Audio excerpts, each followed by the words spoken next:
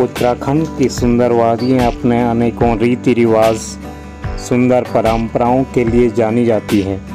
यहाँ पर पौराणिक काल से अनेक लोक नृत्य और लोक गीत जागर के माध्यम से समय समय पर इनका आयोजन होता है।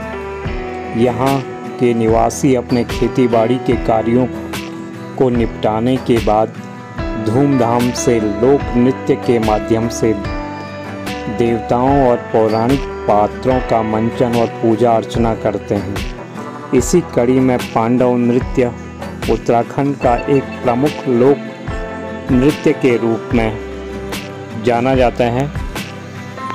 यह नृत्य 5 पांडवों के जीवन पर आधारित है, जो कि हर साल सितंबर से फरवरी तक अलग अलग क्षेत्रों में पांडव नृत्य का आयोजन किया जाता है।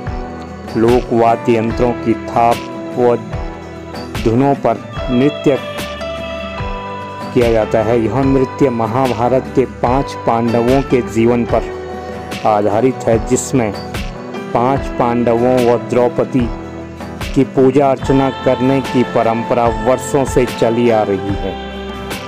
मान्यता के अनुसार पांडव अपने अवतरण काल अर्थात द्वापर युग में उत्तराखंड से इनका करीबी नाता रहा है।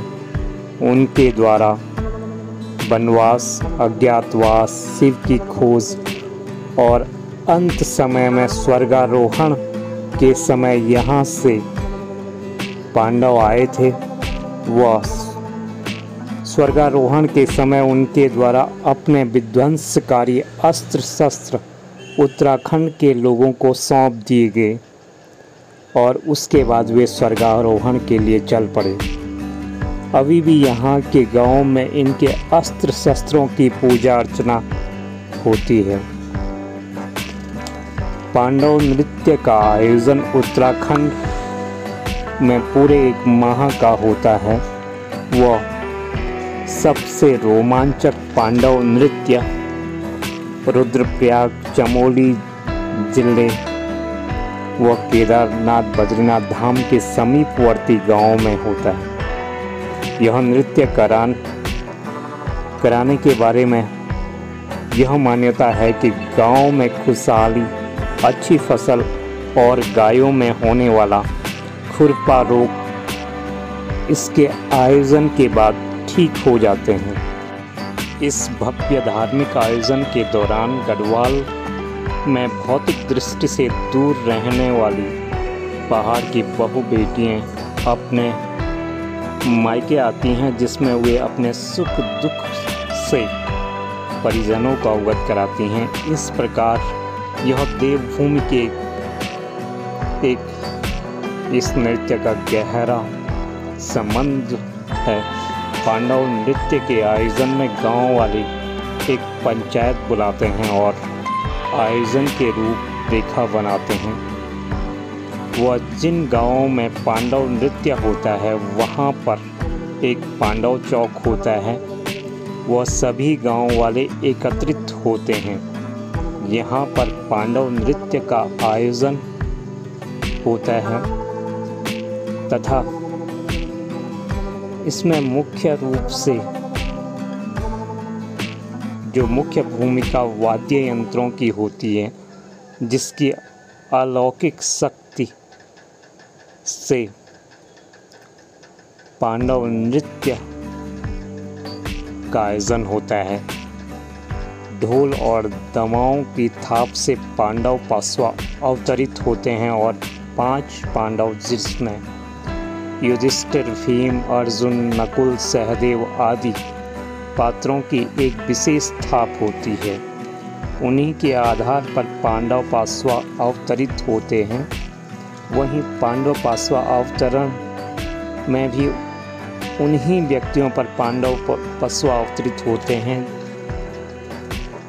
जो कि पीढ़ियों से